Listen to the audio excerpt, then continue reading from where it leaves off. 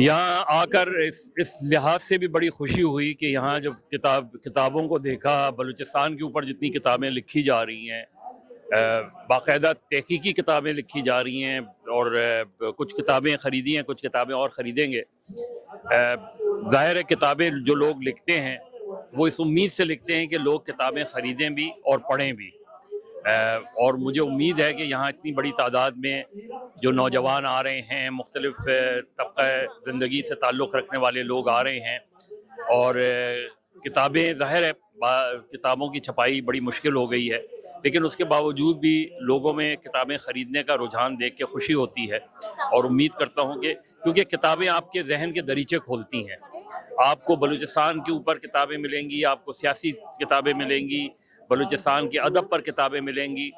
तो इससे जब आप पढ़ेंगे तो आपके जहन के दरीचे खुलेंगे, आपको बलूचिस्तान की सूरत हाल ज़्यादा बेहतर अंदाज में समझ में आएगी।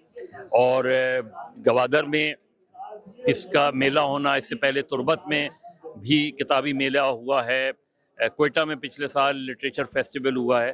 तो ये बड़ी खुशी होती है ये देखकर कि इतनी बड़ी तादाद में लोग आते हैं, हर फेस्टिवल में आते हैं, किताबें ख़रीदते हैं।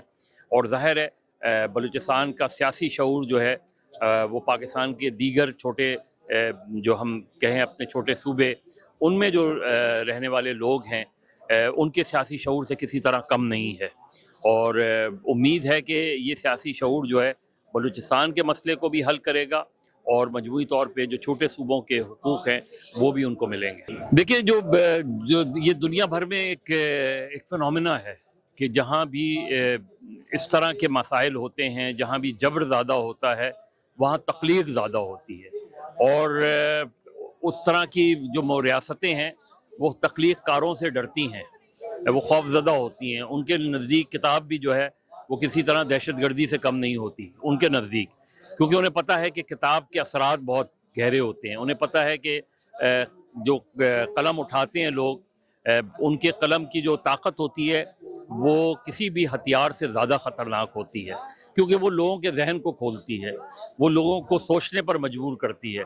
तो इसी से रियासतें डरती हैं। आप बैरूत की मिसाल ले लें, आप दीगर ममालिक की मिसाल ले लें कि जहाँ सबसे पहले जो है टारगेट किया जाता है वो इल्म व दानिश को टारगेट किया जाता है, जिस तरह हमने। तो मेरा ख्याल है इसमें परेशानी की बात नहीं है, जो लोग लिख रहे हैं वो लिखते रहेंगे।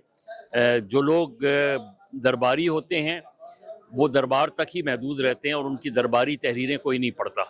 लोग पढ़ते हैं उन्हीं तहरीरों को जो वो अपने दिल से करीब समझते हैं, जो अपने जहन से करीब समझते हैं। देखिए नौजवान को तो सिर्फ ये कहूँगा कि पढ़ें, किताबें पढ़ें, कोर्स के अलावा भी किताबें पढ़ें, जो भी आपका सब्जेक्ट जिससे आपका इंटरेस्ट हो उसकी किताबें पढ़ें।